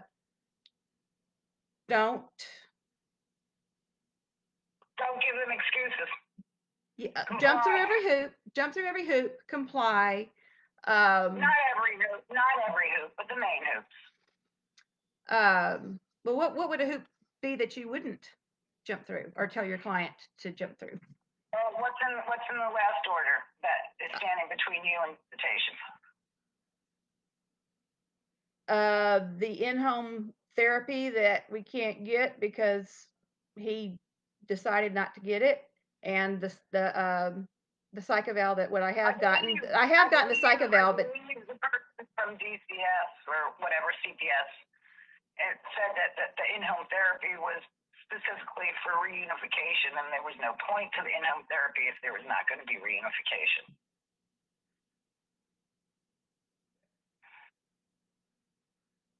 Did you see that written in my case? I believe I heard the lawyer for CPS say it during one of the hearings that I watched. You brought up that he'd stopped the in-home services, and that lawyer pointed out those in-home services were specifically tailored for reunification with mother, and if there was going to be no reunification with mother, there was no point to those in-home services. That's not what the judge ordered. The judge ordered, based on what Latara Ballard said, was that she wanted oversight so that if something happened, because Sadan was making complaints At about. that point in time, he was under a CPS plan, correct? The in-home stuff was ordered before DCS got involved. It was the custody order came out like in March. I think it was final in April. And Can you pull that one up and send it to me? yeah, Okay. yeah, it's the final order. If you don't have to do it now, you can just send it to me later. Okay. All right. Well, I got to get ready to go to work, but yeah. So to recap, don't mention your own rights, because it makes you look like you're more concerned about your own rights than you are about seeing your child. No, that's at all. I did not say not to mention your own rights. Okay. But yeah. I've heard other lawyers say that. I've heard other lawyers say, don't bring up your rights in court, because it makes you look like you care more about your rights than about the other. It depends on how you do it. It depends on how you do it. You, of course, can bring up your rights. Okay. Well, and I know that if you don't bring them up, while balancing the rights of the child. I know that if you don't bring them up at the trial court level, you can't appeal. You can't bring them up on appeal. So, and I believe that these aren't just my rights, and they're not just my daughter's rights. I think that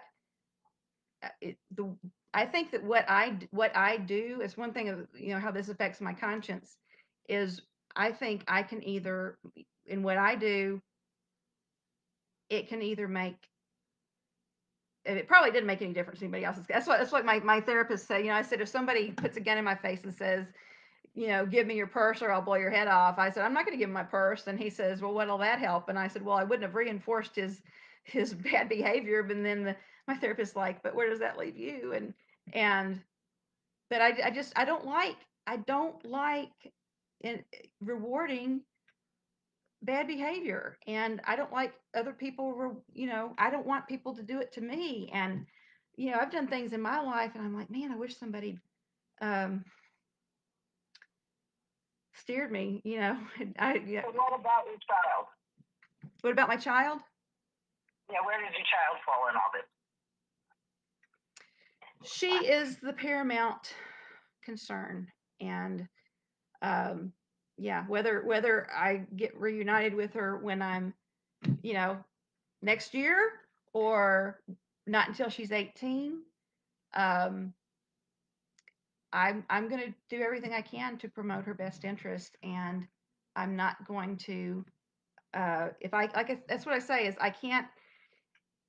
if I cannot be natural and be myself and be the mother that she knew and loved and that she needs me to be, I will not let. The choice is having no mother at all. She has a mother. Okay. She has a mother. She just doesn't have a mother in her life. Right. Okay, that's the choice. The choice is between having a mother in her life and other people's rights and your rights. Do you understand where I'm trying to go with I this? don't think you're understanding where I'm trying to go. I'm trying to say. I understand it. And believe me, there's a part of me that, and particularly on other things, that will stand on principle till the end of time. But when it comes to my children, no, it doesn't happen. If I have to walk across coals, if I have to sit there and tell them that I'm the biggest asshole in the world, okay, in order to keep my child, I'm going to do that.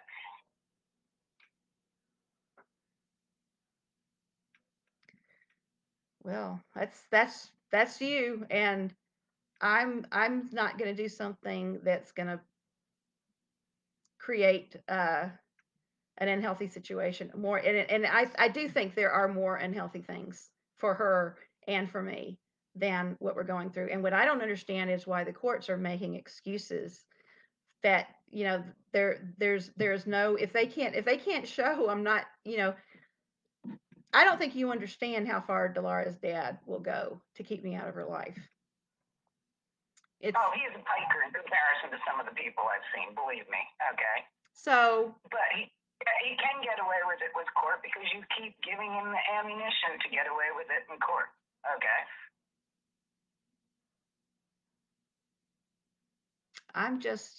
you know, I do what I feel like is right for myself and my daughter as far as I'm able to do that. No, but what you decided to do, what you think is right, has resulted in 6 years of your child not having you in her life.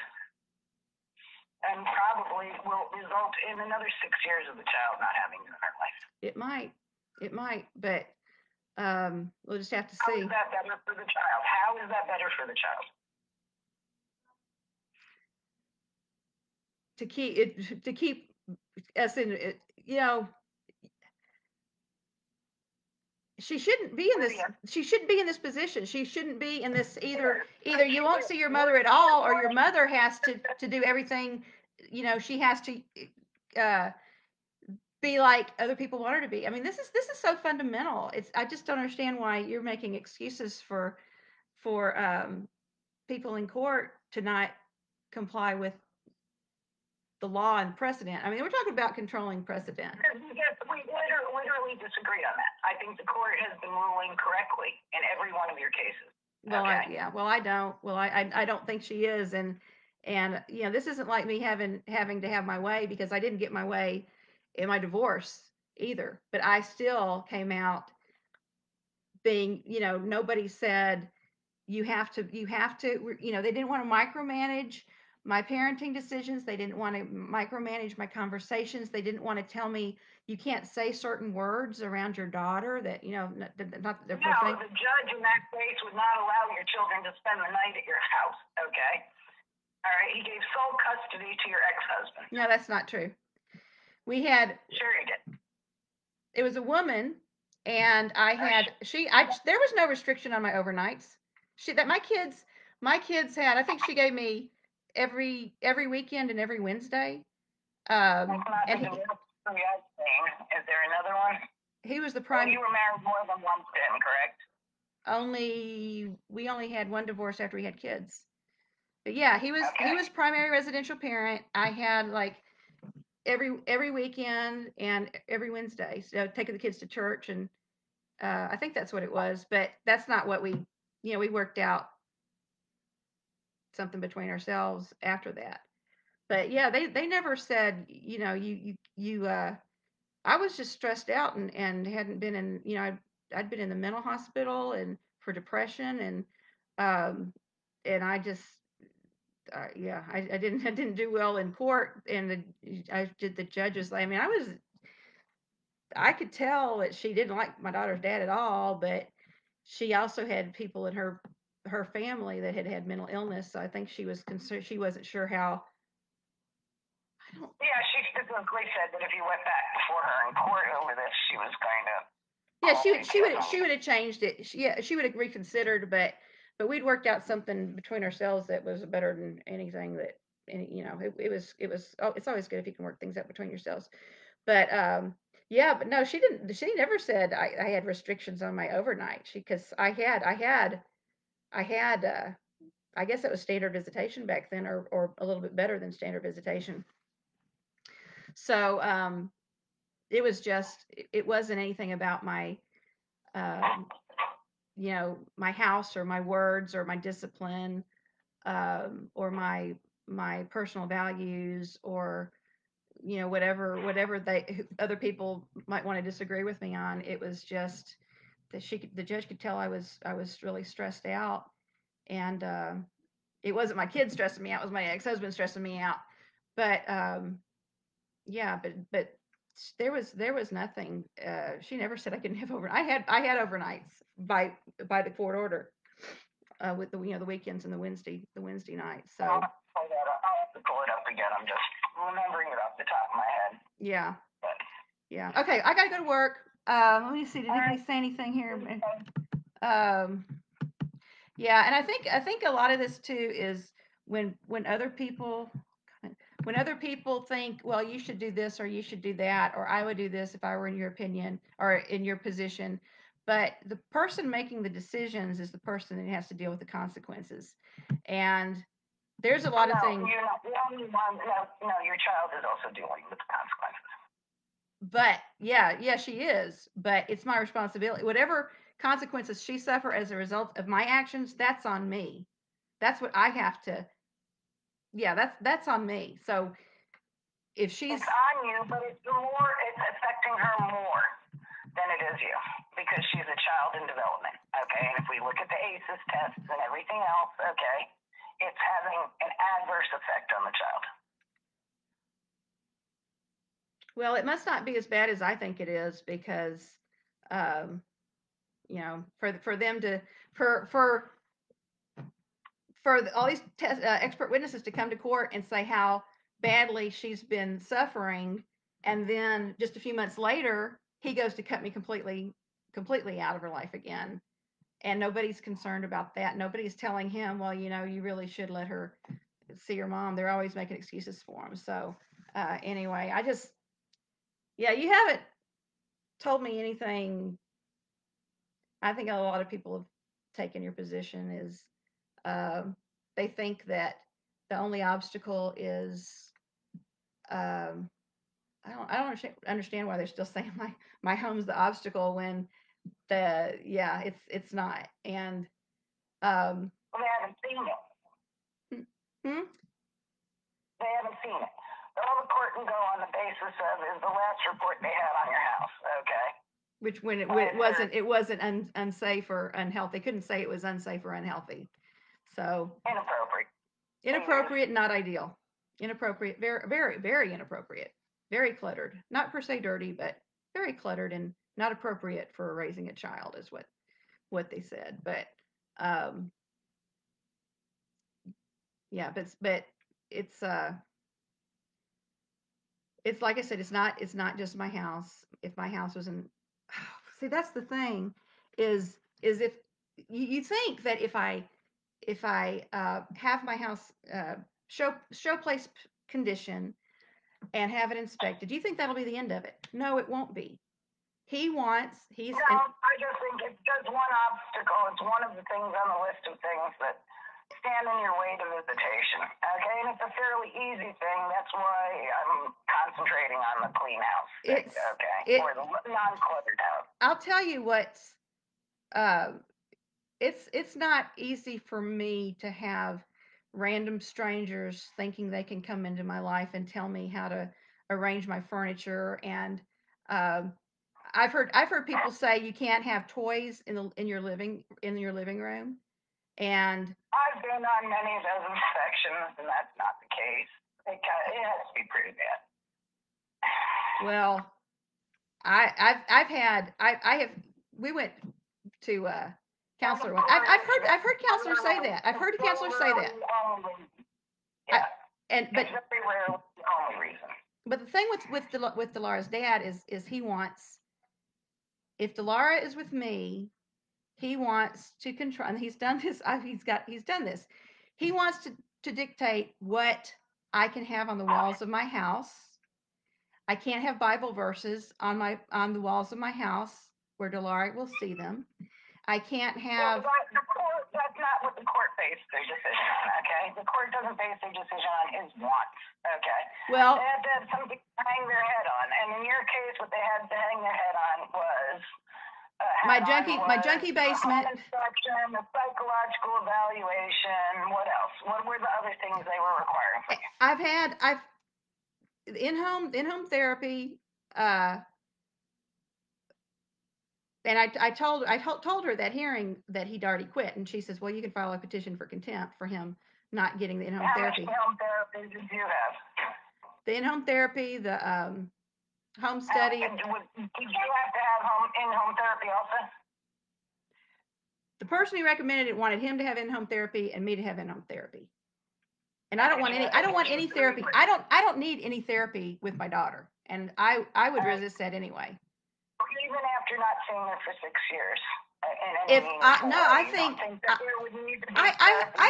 I have seen her in 6 years. It's been like 2 years. In any significant way.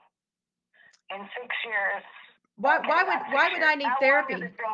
Why would I need therapy? Why would people assume you need therapy? Why not start visitation and then determine if therapy is needed? Why go in there? Because that's the sickest thing is, I mean, I've had so much, all those therapeutic visits we had, none of them helped Delara in any way. They were oppressive. She didn't like it. She didn't like these strangers in her life. And I don't think I would like it if, if my dad has gone overseas for 2 years. Yet you're complaining that he ended in-home therapy, okay? And you think that that's a material change in circumstances, yet you refused in-home therapy altogether. So what's okay for him is not okay for you? He needs it. He needs it, and he said he was a couple of years ago. He said he wanted to get it. Who says your child doesn't? I know she doesn't need it with me, and if she does, she would let me know. If she does, she would let you know. Yeah, she lets me. She would let me. Don't you know your kids enough to know when they're having problems? And not if I've been separated from them for 6 years. I haven't been separated from her for 6 years. Sure you have. In any meaningful way. Well, except I still know how to meet her needs. But anyway, okay, I really got to go. I'm out of time. Well, thanks for chatting, and you too. We can do this again sometime. Okay. More specific. Okay. All right. Bye. All right. So that was Lisa Luthi. She's a retired attorney, and I don't know who will watch this. It says 19 people. Who would those 19 people be? Eyes. Okay, so basically her goals are different from mine, and this is one reason I don't harshly judge other people when I say, well, why don't if I were you, I would do this. And she's, these things, she's speculating about a bunch of stuff, and I might be speculating too, but I've got a lot more background with my daughter's dad and with the judge. So she's like, you should do all these things. I mean, the big thing is the house, but I've already got the house taken. Let's take. I'm satisfied with having the house issue on the back burner for the time being, because then we can move on to all these other ridiculous obstacles that they're putting in front of me. It says not the house, it's me, and that's what the guardian ad litem said. Miss Hubbell's still Miss Hubbell, and yeah, it's I'm not going to take responsibility for people say, well, the order of protection was your fault, and if I had known then what I know now, I mean, I was acting in good faith. Her dad has never acted good faith in court, and I think if the judge had supported my daughter's rights and my rights from the beginning, this wouldn't have happened. I think the court so we disagree. There's not really much point in beating your head against the wall, because my values and perception of the situation is fundamentally different from hers, and it's like she doesn't understand the hoops I jumped through and all the accommodations I made early on, thinking that would preserve my rights, and the more I complied, the more they took away from me. I think she came in. I think I gave her the whole case. She asked me she'll have to send me an email. What did she ask me for? I sent her everything. I sent her the entire appellate record, and I think I sent her from the first custody modification trial too, because I think that's where my first divorce thing was, where my daughter's dad got primary custody and I got visitation, and but I was always my older kid's primary parent in real life. Even on paper, it looks like we just worked it out. And when they were little, they were in high school. And after Delara was born, they spent based. And I talked to my mom about this too. It's like when you're teenagers, you don't want to. It's just easier to have a home base instead of. And our houses are only 10 minutes away from each other, so or at the most. They've been 5 minutes away. They've been 10 minutes away. But I think families should be able to work out what works for them the best, and to have what's best for the child. Both parents have to be considering the rights and interests of child first of all, and also the other parent. And I've always respected his parental rights, and I've even put him ahead of mine, because that's what I've always said, is if she's only ever has only one parent, it's going to be him, because I will never get between them, ever, ever. And so I was, from the time I was pregnant, I knew something like this might happen. So on one hand, I've been prepared for it. On the other hand, I disagree with things the court has been doing, and I think the general public and people I've talked to disagree too. So anyway, well, I gotta go work. So I'm gonna end this. Yeah, I think it's kind of a wasted time, except other people can, if they wanted to, they could, get Lisa Luthi. And her perspective is probably what 90% or more of family court lawyers would tell me. Um, yeah, or maybe 95%. But like I said, was telling her, I have to follow my conscience and do what I believe is right, and that's what I'm doing. And she didn't have to agree with it, and she thinks she knows how my daughter's gonna respond, and we'll see. And if my daughter wants to say, why didn't you just do everything they told you to do, and maybe you could have seen me more, and she must be mad about it, I'll just tell her I did the best I could with the information I had. And if she's mad at me the rest of her life, then I did the best I could. And I would rather do what I feel is right than do what I feel is wrong, and that I feel will put her in a worse position potentially. And yeah, it's like I say, it's like picking your poison, which is gonna go down easier, because as long as her dad has this hostile, and I'm not hostile towards him. I'm not. I'm hostile towards the judges. I'm frustrated with him because but I understand why he keeps going back, because they've enabled him and rewarded him for this kind of stuff. So, and that's why I told Delora, don't be mad at your dad, be mad at the judges. And because she's mad, she's does not feel like she's being treated fairly, and she says her dad is the one not treating her fairly. And I want her to have as stable and happy and positive a relationship with her dad as she can. That's why I don't want her to be. Don't blame him. And yeah, so I have zero ill will towards her dad. I'm kind of frustrated with him, but I don't have I don't want to hurt him. I wanted it to be fair and reasonable, and I don't think that's too much to ask, but maybe it is. So most people are going to, especially if they're in the system, they're going to say I should do whatever and hope for the best. But I had the best, and they took it away from me for no good reason. They had no good reason to do what they did, and I don't, that order of protection.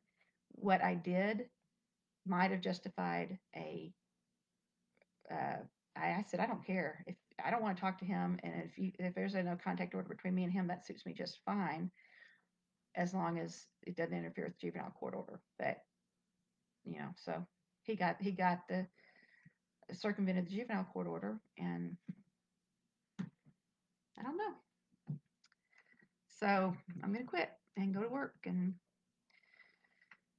keep doing. She did not give me any new information that would change my mind about me, whether I'm taking the right path for my daughter. But everybody else got to hear what she wanted, her input into my situation. So if anybody wants to talk to her about something else later, she can. She's retired, and I think if you got to chat with her, uh, Lisa Luthi, you can. I think she'd be. Yeah, she's. I think if I were a retired lawyer, I would like to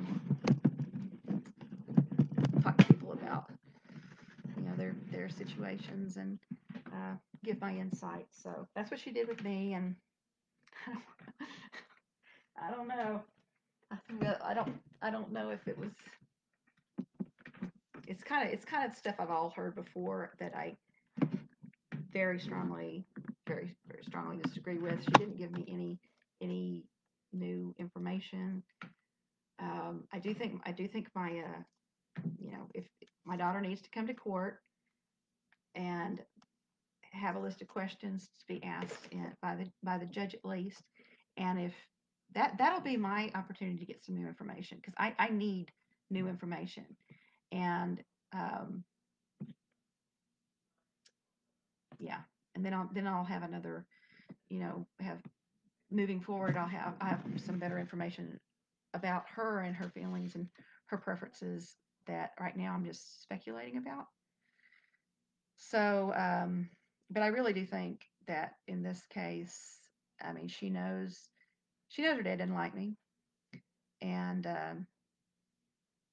she knows that I will never keep her from seeing her dad or get in between them. So it's not like we hate each other, and her dad didn't want me to see him, and I don't, I always said I'm gonna when he tried to keep her from me, and in after this DCS got first involved over the spanking thing, and I told her, I said, you know, your dad, I probably won't be able to pick you up on Saturday like we usually do, and that's because he'll probably keep you, and that's what he did. He didn't give her back. Um, and then when it was my time to drop her off with him, she'd say, I don't want to go to my dad's, and I'm like, I you have to go to your dad's. He's not following the schedule. I'm going to follow the schedule. I'm going to do what's right, and you have to go. And I'll see you, after school on Monday. But I just don't think outside people looking in see everything they think they see all the time. And I'm confident that what I'm doing right now is the best I can do right now, and making compromises where I shouldn't be making compromises because it's going to be unhealthy and hurtful.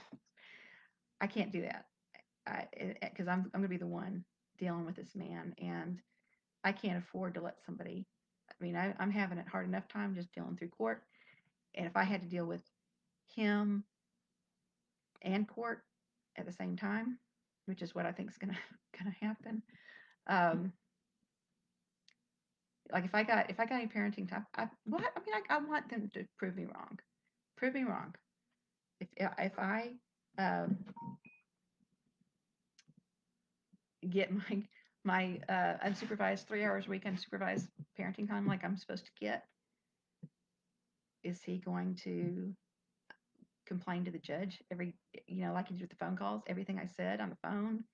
He would like take things out of context or put a negative spin on it. So that's what Delora and I have to look forward to for the next 6 years, unless he has some kind of change of heart. Is he's going to constantly be attacking everything I do and say, and he might act nice sometimes if he thinks it'll give him an advantage, make him look better.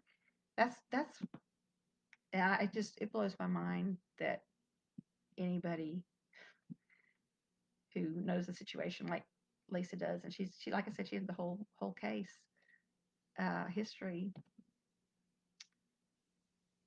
She hasn't talked to him. She, maybe no, she didn't need to talk to him. She can read the pleadings and see what he has to say about me, and there's just it's just that it's just an unhealthy situation, and it's not like there's drugs or alcohol or physical violence, but people's mental health needs to be protected, and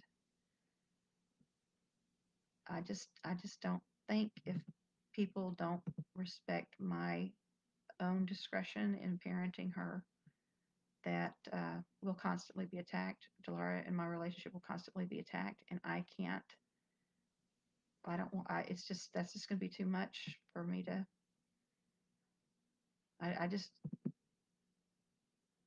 don't know if I could handle that. I mean, it's bad enough the way it is now, but if it's like if I can get 3 hours a week, and then every other week I wish the judge would respect his rights to be, you know, do his parenting his way, his time, and respect mine. That's what we did before Delora was flourishing under those conditions.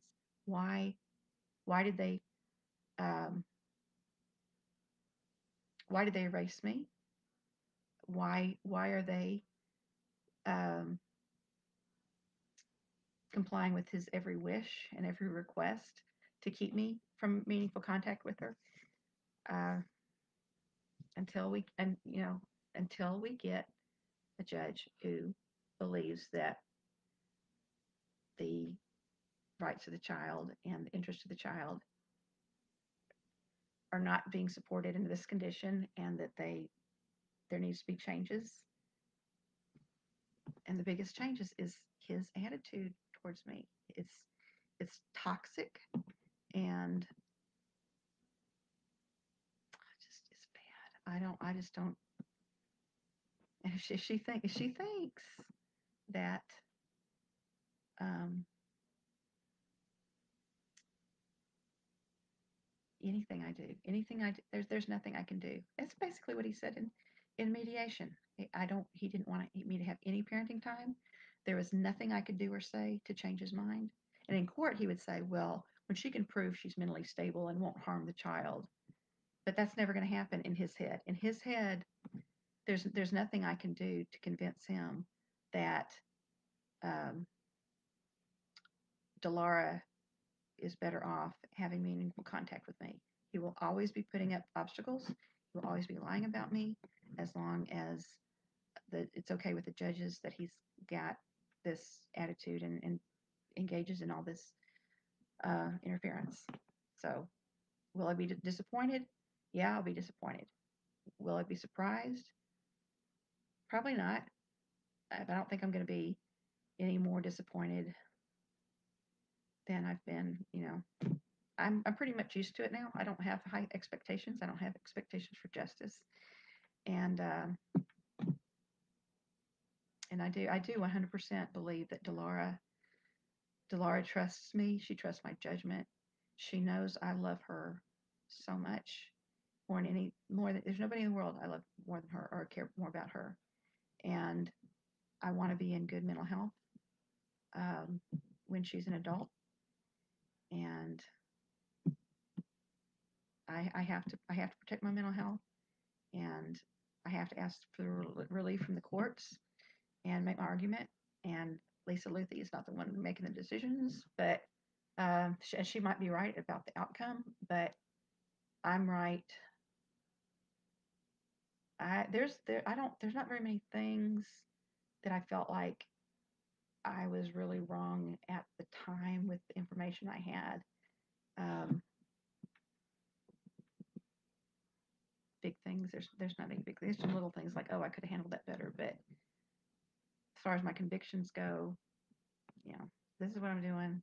I Other people might want to take her advice in their situations, and it might be the best thing. But that's your decision. You've got to live with the consequences. You've got to live with deal with the consequences that your child suffers as a result of your decisions if you make poor decisions. So I pray a lot, and I'm going to keep doing what I feel is right, and it doesn't really matter if other people think I'm right or not, because as long as I keep my conscience clear, no matter what else I lose, um, I have to do what I think's right. So, and you do what you think's right. You do think what you think is right in your life, and I'll do the same and hope for the best for all of us. Where's my end? There's my end.